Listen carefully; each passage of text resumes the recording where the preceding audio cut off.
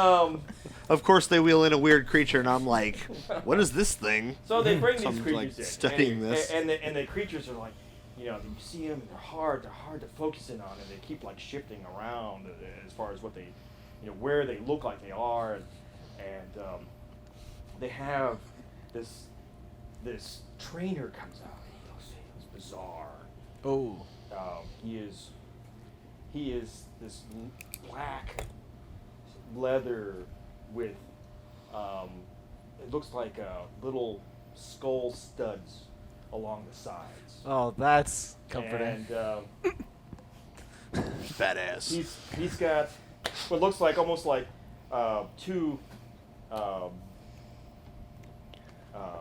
bandoliers across, one on either side, from right shoulder to left hip, and from left shoulder to left hip around, almost like you would have like a gun belt or something. Right. He's got that, and each one of those has what appears to be like I don't know, like 4-inch long metal spikes, like stuck into little leather notches, holding these things. Bandolier. Now, wait a minute. Exactly. The guy he's got a hood on. He's got this hood, black flowing hood across his face, more like an executioner's hood. Oh no! And he has on the front of the hood, he has this big red cross that goes the arm of the cross goes right across where the eyes would be, and the lengthy part of it goes right across all the way from the top of his forehead all the way down past where his chin would be. Wow, that's setting up an image. And you see these long fingers in what leather gloves. You see these long. They're very long. They look. You're not sure. I mean, they look a lot longer than their fingers should be. And he appears to be. It's hard to say. He could be in the 6-footish range. And then he takes his hood off. And what you see is what almost looks like if someone took a squid and shoved it on someo's head. Oh! Jesus. Oh no! And these tentacles come down from where his mouth and chin would be. You see a couple tentacles wiggling. It's our Dark Lord. Just kidding. And dancing around in this purple flesh now that you can see. And for some people who are educated and the strange creatures, it's like whoa, and the people standing up, and watch out. And he does not care. He's not focused on the crowd. He's focused on the two beasts who are in the ring. He has not broken his gaze to them, and they both are. One's moving to the left and to the right of him, and he motions to the handlers to let loose their grasp on these creatures, because they have these long leashes. That's the only thing that seems to actually have been traceable, consistently traceable. And he holds his hands up at both of them, and as they both go from one side to the other side of him, he keeps his hands up. He keeps 2 fingers out. Each seem to be pointing at one eye and the other eye of these 2 panther beasts. And he fixes on both of them, turning back slowly from left to right. Seems completely steady and rock hard in his concentration. And as he's focusing on the left one, the right one all of a sudden decides to charge at him. And he quickly catches the attention of that noise behind him, and as the crowd gasps and screams and "Look out!" And he turns around, and his tentacles come up, and his hand comes out, spreading all the fingers, and the creature stops mid-stride and doesn't flinch. And the other creature decides to charge at him then, and he does the same thing that way, holding his hand out fingers all the way stretched as far as they'll go, and looks at it, and his tentacles come up and pulse and just kind of wiggle and squirm like they're pointing at the creature, and the creature stops mid-stride. Man, this And is the getting- crowd just goes deadly silent. This is getting bizarre by the minute. And It's just the start. then he motions with both hands as he's just motioning with his fingers on both hands for them to come towards him. And like obedient dogs, they slowly come towards him with their tentacles trailing behind them and in a stance that appears to be very submissive. And they come towards him, right next to him, and nuzzle up against each side as he strokes their heads and then bows to the audience. And with You that, would clap. he goes You off. would clap. He goes off with the creatures. It was nothing like how I thought. I'm He like, goes off what? with the creatures back into Wherever. wherever. And now, finally, it is Interesting. the lights go out. I don't give a damn about the tightrope walkers anymore. The lights go out. It is complete darkness. You hear all sorts of little noises and chitters and chatters and people wondering what's going on and like, oh, I bumped my head, you know. You know, Mom, you have to go to the bathroom. Yeah. Ah, man.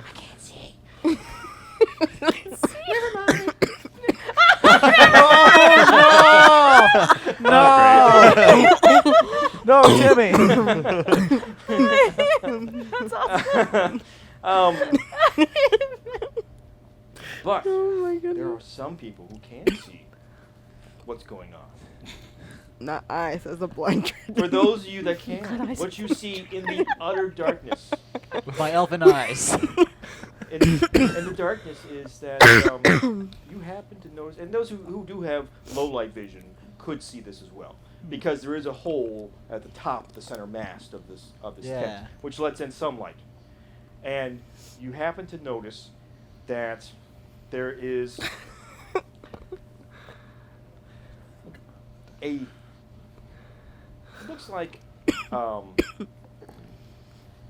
he looks like perhaps a young elven male, somewhere if you had to judge human wise, somewhere in his early 20s perhaps. Right. And So he's 100. So like, you know, like as 110, elves 120. go, he's Well, he's 100's probably young for 100 elves. Somewhere in the 50 years mid old. hundreds. Yeah. So, but he comes in, and you can see, because dark vision and stuff like that. Well, low light vision would give you colors for those who can see those things. And you can see what it appears to be. This robe is a black robe with patterns of celestial objects all over Oh. them. Wow. And he's wearing this. It's like a top hat, Okay. except the rim is much wider. Oh, jeez.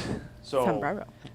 you would say the rim of the top hat Top hat. is probably about 5 inches all the way around. Wow. It's a half sombrero. It's like a sombrero with a tall top. So, but he comes out, and he has people coughing in the audience. So you're just gonna make her die a little bit harder. But he has these two assistants with him. Oh. One is that scantily clad dwarven lady. Right. And the other one is this, for those who are into that type of thing, Oh. this dragonborn Oh. Hubba. woman. Oh, Yeah. never mind. No, never Built like a brick house. Oh, man. I take my hubba back. And Is that where you draw the both line? of them, both of them are scantily clad. Is that where you Of draw course. the line? There's something about it in the union that assistants always have to be scantily clad. It's, Yeah. It's not right. They're trying to change it, but It's in the contract it's in the somewhere. contract, and and the union can't seem to break the contract. Yeah, So anyways, that's sad. so one on each arm. Because one's shorter than the other. One's Yeah, taller, dwarf, yeah. taller than him. Aw. You The know. middle child. So She's not that small. I will assume the barrel monkey position. Oh, man. The lights reemerge in a brilliance of colors. So the whole inside of this tent, there is a multitude of different colors throughout, giving it this look of almost like a rainbow color all the way around. I mean, all around. When you go to look, the colors go vertically, so you're creating this rainbow that direction around the tent, and it's a brilliance of colors. And he's now visible to those who couldn't see before. Woo! I can see clearly now. It's nice. It's nice to be able to see. And Yeah. he holds his hands up, and of course releases his assistants in the process. And his assistants assume the position on either side of him, showcasing him off. And he says, "I." Sorry. He says, "I am the great Tordino, and I am here to entertain the masses of brilliant, beautiful people of this town of." And someone had to kind of whisper to him. Oh, no. Town of Halfna, you beautiful people. Oh, man. Thank you for coming tonight and coming to see the show. And I guarantee you the show tonight will astound you beyond belief. For tonight, I will do something that has been seen by those of the inner sanctums of wizarding schools. Oh. And Hogwarts? those of the imperial palaces to the 5 corners of the world. Jesus. And those from the plains beyond, the angels high, high above, and the demons far, far below, princes of either realm. Only these individuals have seen them. But tonight, I will share with you what I have shown them. They were amazed, and so shall you too. Man. So, I'll be that surprised being if he said, beats this place beast That's what thing. I'm saying. We got some high standards at this point. he points to a side entrance, and the assistants as well point that way. And what you have is you have these tall boxes, probably let's say 7 feet tall. Oh, I'm sorry. No, let's make it. I'm sorry. We'll make it 10 foot tall. 10 foot tall black boxes. Wow. Now, people see black boxes, but for those people who roll perception, Oh. Let's see if I still have good eyes here. Well, that's not bad. Average God at damn 10. it, man. Got a 21. 10. 8. 20. You two. now I Say that see again? black The ones who boxes, couldn't see in the dark. but the boxes themselves almost seem like they just absorb light altogether. It is so dark beyond dark. Black hole in a box. Oh, no. There is no darker dark that you have seen.